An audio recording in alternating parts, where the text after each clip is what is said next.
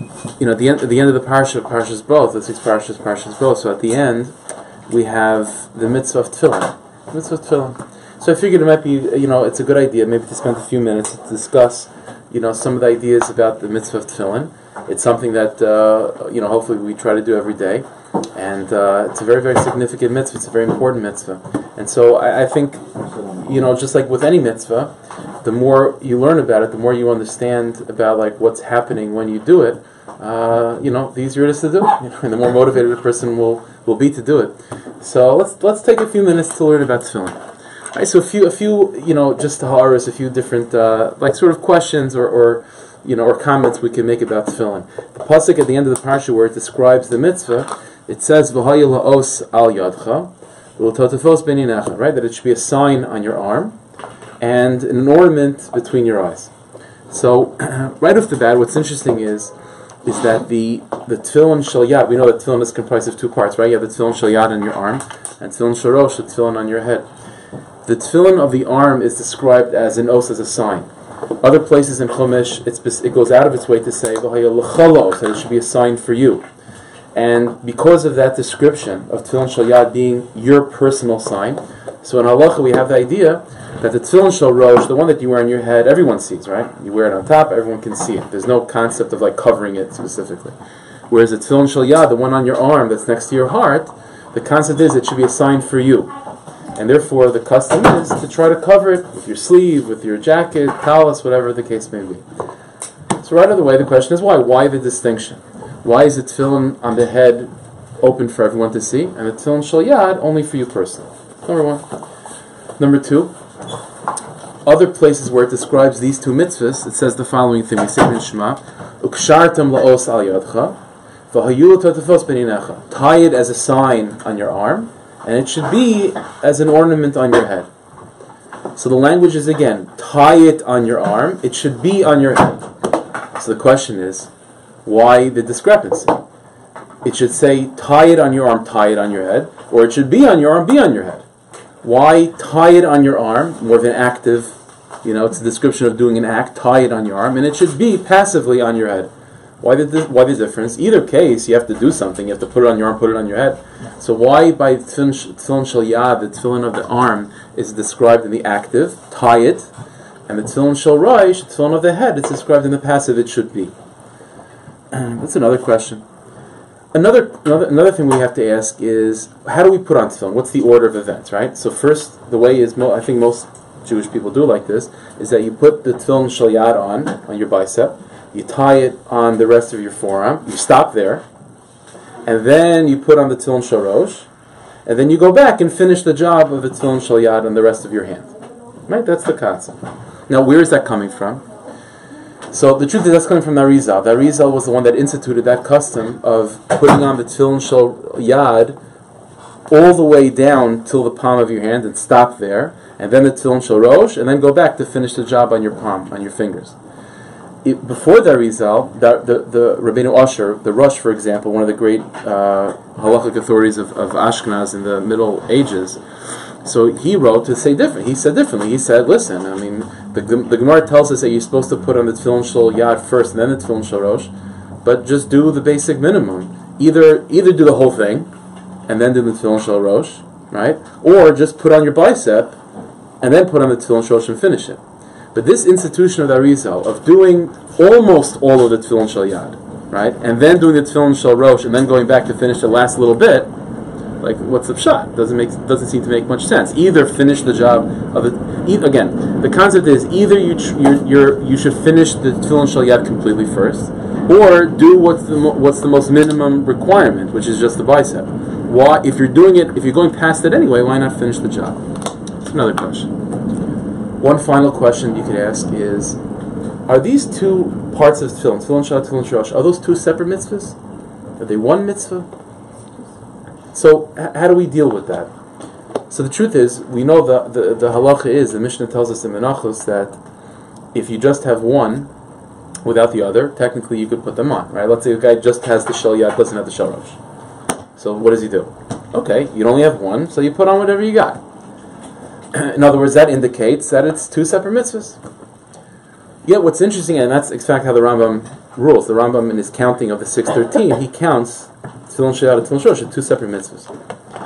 Yeah, what's interesting is that same Rambam, for example, that says that there are two separate mitzvahs, also is of the opinion, I think Sfardim go like this, I myself personally also go like this, that when you put on tefillin, you only make one bracha for both, right? When you put on the shel yad, you say l'haniach tefillin, and that's enough. You just don't speak, and then you put on the shel rosh, and you're good to go. Ashkenazim, most Ashkenazim are not like that. They make one bracha on the shel yad, another on the shel rosh, and they say Baruch Shem just to make sure, that the Rambam is happy with them. But the Rambam himself, or Sfardim, or Chabad, and so on, that the custom is to make one bracha on both. I don't understand. If it's two separate mitzvahs, where do we find such a thing, that you make that on two separate mitzvahs you make one bracha? So which one is it? Is it two mitzvahs? Is it one mitzvah? Okay. So I want to talk to you for a few minutes about something which is very, very basic. Mamish, very, very basic. It's Aleph Beis of Yiddishkeit, but it's so important to always keep in mind. Which is like this. The way Hashem made the world is that we all have relationships with people. Like you can't, that's just the way it is. Unless you're Tarzan and raised in the jungle, literally by yourself. Even then, you have relationships with, friends with monkeys and apes. But the Rebbeinu Shalom made the world is that we have to have people around us. There's two types of relationships that God made us by necessity have. There's one relationship which is, I guess you can say, like parent, child, or sibling. The nature of that relationship is that it's completely static. What do I mean that it's static? It means the second you're born, you're someone's kid. The second a sibling is born, you're someone's sibling. There's nothing you can do to become more of a child or less of a child. There's nothing you can do to become more of a sibling or less of a sibling. You could not like your parents. You could like your parents. You could be friends with your sibling or not friends with them. But in terms of just the relationship, like isolating it, sibling or child, it's completely static. Again, there's nothing you could do to grow it. There's nothing you could do to damage it. That's one type of relationship we have. The Jewish people throughout Tanakh, throughout the works of the prophets, our relationship with God is also described in such a way. You have many places where our relationship with Hashem is described as Hashem is our Father. Right? That's a common theme in davening. It's a common theme in Yiddishkeit that Hashem is our Father. You even have passages and verses in Tanakh where Hashem is described as our sibling. Achosi Rayasi. Hashem calls us His sister. What does that mean? Well, that means as follows. It means that just as it is down here with the relationship of a parent and child or sibling, is that relationship is static, it's unbreakable, it can't be developed, it can't be taken away. So too it is with the Jewish people and the Rebbeinu Shalom. There is such a relationship we have, which is absolutely static. There's no such, for example, if a person's Jewish, you're born Jewish or proper conversion, there's no such thing as being more Jewish. There's no such thing as being more Jewish. If you're Jewish, you're Jewish. If you're not, you're not. That's what it is. If you have two Jews, there's no such thing as one's religious, one's a Talmud Chacham, one's ignorant. Is a Talmud Chacham more Jewish? No. There's a relationship between the Jewish people and Hashem, each an individual person, that's absolutely static. And everyone is the same in that. And there are even some halachas that reflect that. I'll give you an example. I had a friend that he was in Eretz Yisrael, and he was hiking once, and it was he got back late, and it was late at night, and there was 7 people, and they needed a minyan. So what do you do in Eretz Yisrael if you have that situation? So you call 3 different taxis. You know what I mean? You get the taxis to come. You tell the guys, listen, stamp, put the meter on. You're from Erev. So these guys show up, right? Religious, not religious, Talmud Chacham, not Talmud Chacham. You take a time machine, right? And gather together 9 of the greatest Jews of all time. You have Moshe Rabbeinu, David HaMelech, Shlomo Melech, the Rambam, whatever. 9 Jews. Could they say Kaddish? No, you can't say Kaddish. And they're sitting there waiting. Shkia, the sun is setting, whatever it is. In walks a Jew who barely believes in God. Now you can say Kaddish. The concept of a minyan. What's the concept of a minyan? A minyan is a concept that reflects our relationship with God, which is static. Every single person counts as just one. You could be the Rambam. You could be, an Apikairos. It's an Afkamin. It doesn't make a difference.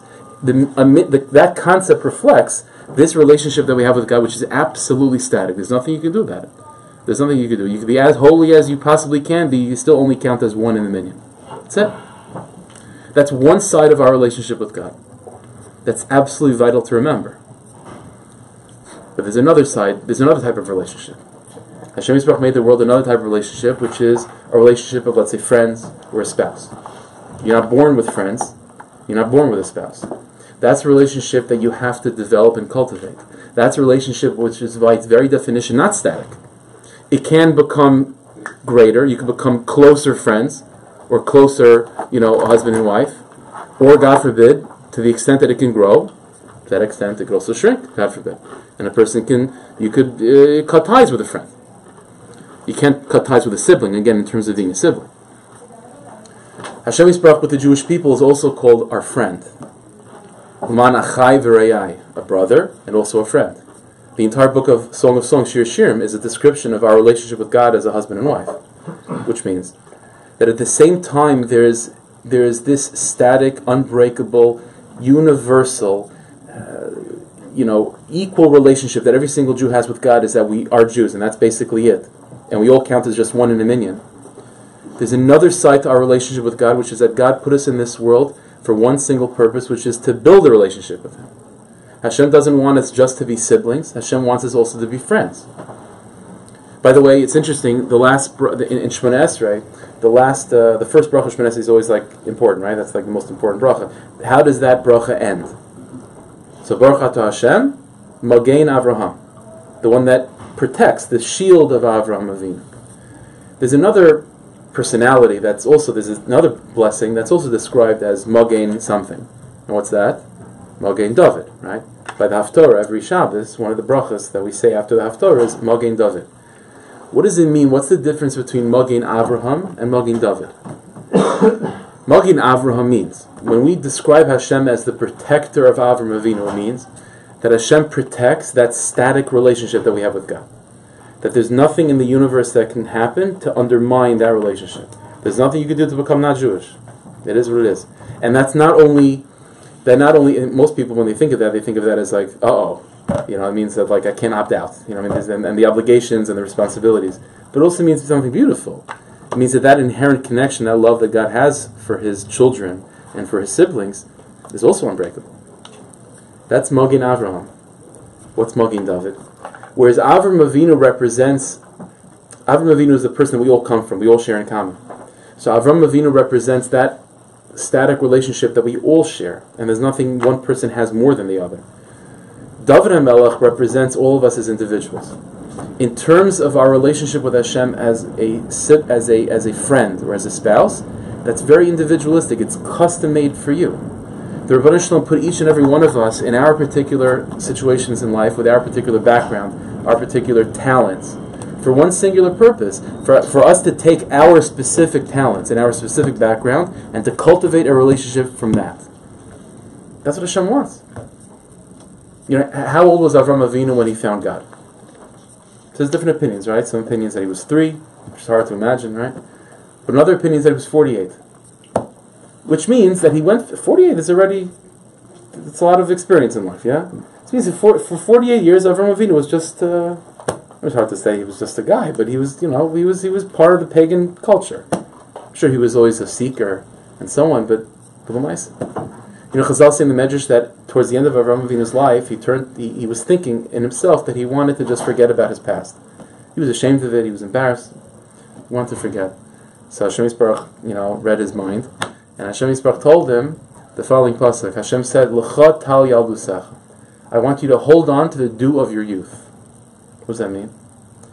It means that Hashem was telling Avraham Avinu was that I don't want you to forget about your experiences. That's not the objective. I put you in that. I gave you those experiences. I put you in that situation for one purpose: to use that to build a unique, individualistic relationship with me. Again, from the perspective of Magen Avraham, there's nothing unique about any single one of us. We are all Jews just like everyone else, and there's nothing unique to us. The arena, the environment in which we can express our uniqueness is that other side, where Hashem demands of us and asks of us to build a relationship with Him. That is a relationship that has to be unique, individualized. It has to be. Otherwise, there's nothing special about it. The mitzvah of tefillin is a mitzvah that has two components. So he asked the question, is it one mitzvah, is it two mitzvahs, which one is it? The answer is the essential quality of tefillin is a mitzvah which expresses our bond with God. But our bond with God is twofold. There's two sides to that relationship. The tefillin shel rosh, for example. What's the tefillin shel rosh?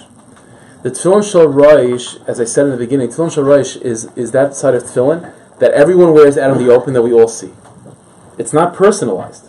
It's not personalized. Tefillin shel rosh represent that part of who you are, which is a Jew no matter what, static. Because of that, we all share that in common equally. There's no one person that's more Jewish than the other. So therefore, tefillin shel rosh is worn in a way that everyone sees it equally.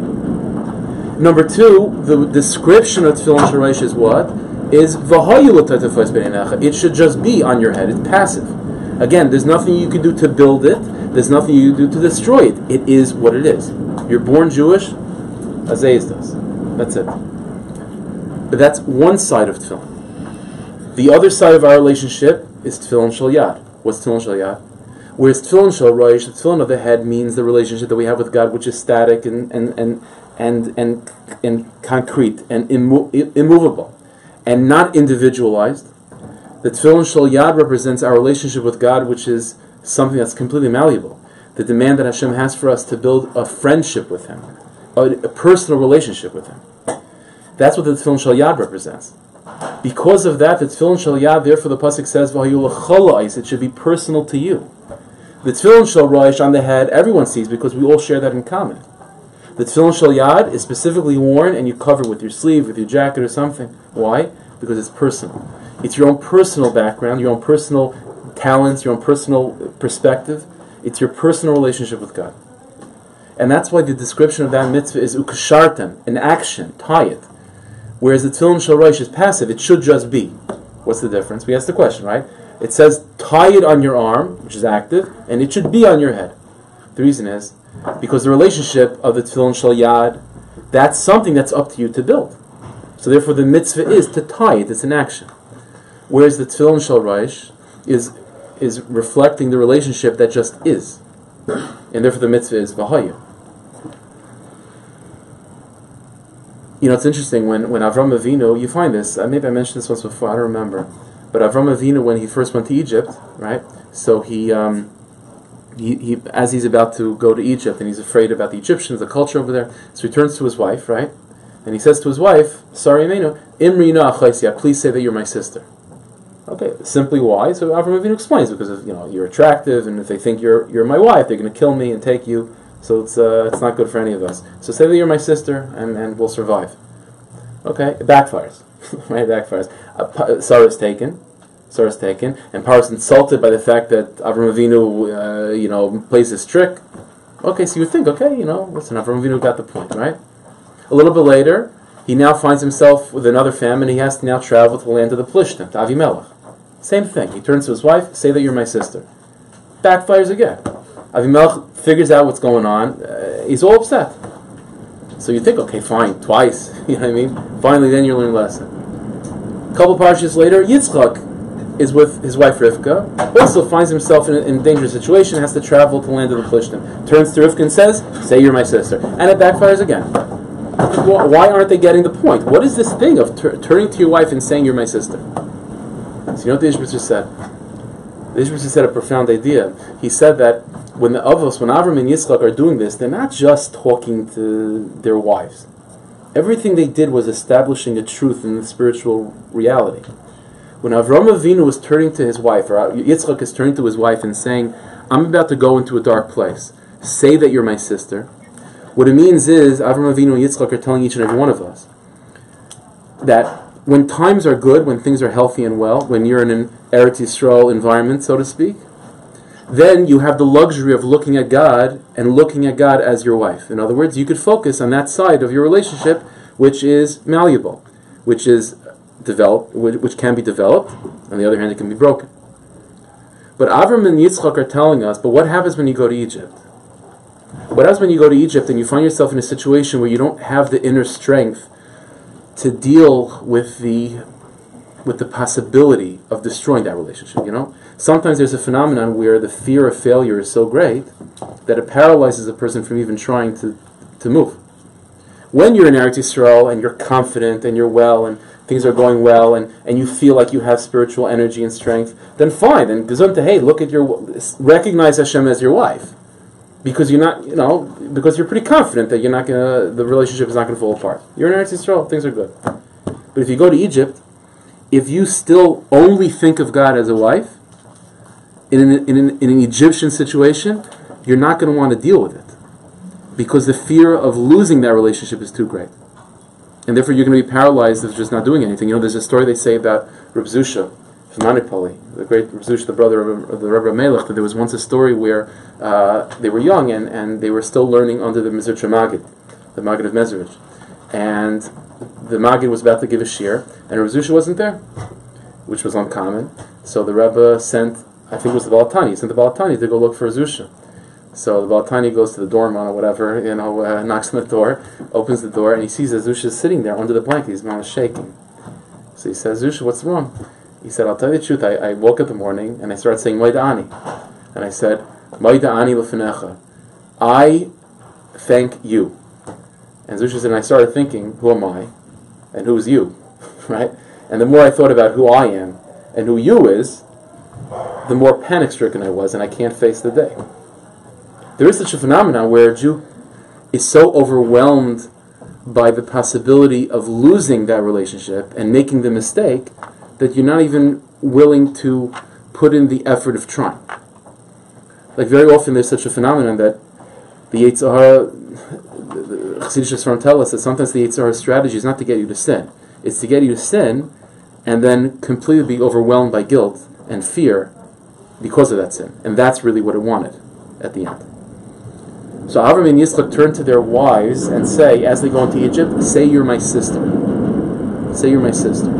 Which means that at some point when you hit that wall and you have to enter into Egypt and the mind is not clear and so on, then you have to reinforce within yourself that God is not just your wife, God's also your sister. And ultimately, the deepest relationship we have with God is ultimately that static one. That's what it is.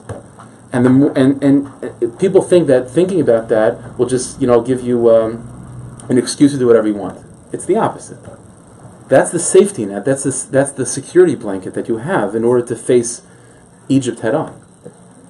So he asked the question, when it comes to tefillin, so what do? You first start the tefillin shel yad, and you almost finish it, and then you put in the tefillin shel rosh, and then you go back to finish the tefillin shel yad.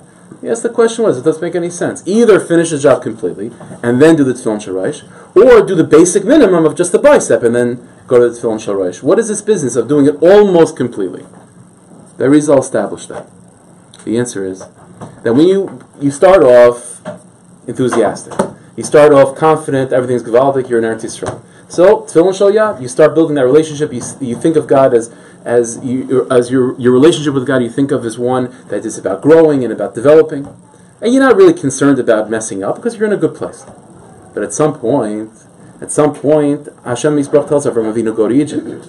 And at some point along down the line, when you're almost done, usually, that's usually when you're almost finished, when you're almost doing pretty good, that's when the Yetzer Hara hits the hardest, right? And when you get to that point of almost finished by the hand, then the Yetzer Hara convinces, maybe you made a mistake or whatever it is, now the Yetzer Hara starts to give you doubt. And the Yetzer Hara starts to make you petrified of fear of failure, to the point of where you're paralyzed, you don't know what to do. You know what you do then? Then you put on the tefillin shel rosh. Then you go to your wife and you say, you're my sister. You put on the tefillin shel rosh and you strengthen yourself with the belief that even if I do mess up, I'm stronger than any mistake I could possibly make. Very often we fall into the mistake of building up the evil that we've done or the mistakes that we've made as if they're stronger than who we are. That's completely not true. Nishmas Yisrael, the soul of the Jewish person, is stronger than anything else in the universe. And so when you get to that point of where you just can't complete it because you don't know what to do, you feel like Zusha with the covers over your head, just like I don't want to even start because what happens if I mess up? Then you strengthen, you build confidence with the tefillin shel rosh, and when you put on the tefillin shel rosh, now you can go back and do the rest. Now you can go finish the job with tefillin shel yad. That's what a Jew has to remember. I'll tell you a story. I don't know. It's a little bit of a strange story, to be honest with you. I'll tell you a quick. Whatever. I'll switch to a quick one because it's already late. Maisa goes, there was a Jew that once came into the Chayza. I just recently heard this. There was a Jew that came to the Chayza of Lublin, and the Jew came to him crying. It was like after Shachar, like a regular, like Wednesday, whatever it is. And the Chayza of Lublin, the Jew said that he came crying to the Chayza, and he said, Rebbe, I have to admit, I was nichshel in Eishes Ish. Nichshel in Eishes Ish. So the Chayza is like, that's davar chamar admai. That's a very, very serious thing. And the guy's like, I need a tikkun. He's crying, I need a tikkun. And so the Rebbe says to him, you know what? There's only one eitzah. There's only one eitzah. The eitzah is that you have to go to the bima right now in the middle of the shul. Everyone's there, and you have to bang on the bima and say, in front of everyone, I was nichshel in Eishes Ish. You do that, that's the end of your life. You know what I mean? Like, he's out of the community, finished. The guy's like, okay. He starts walking up to the bima, and the chayza pulls him out. It's good enough. It's good enough. The fact that you're willing to go. It's an important thing to remember. We're not the chayza of Lublin, but it's important to remember that any mistake that a person made, Nishmas Yisrael is stronger. Nishmas Yisrael is stronger. Imrina chaysiyad. You turn to your wife and you say, you're my sister. There is a bond that we have with the Rebbeinu Shalom which is static and unbreakable, and that's the confidence. We have to use that as confidence to then be mashlim the Tzion Shal Yad. So Rebbeinu Shalom, we should be zaychet to be mechazik ourselves with these two relationships, and Hashem Baruch should be able to look at us and say, Achaysi Rayasi. We should be able to build those relationships with Yitzhak Tzaddik Me'ervi Me'en Amen. Today's share was discussing for Shlema Esther Ita Bas Leah. Thank you, Hashem. Thank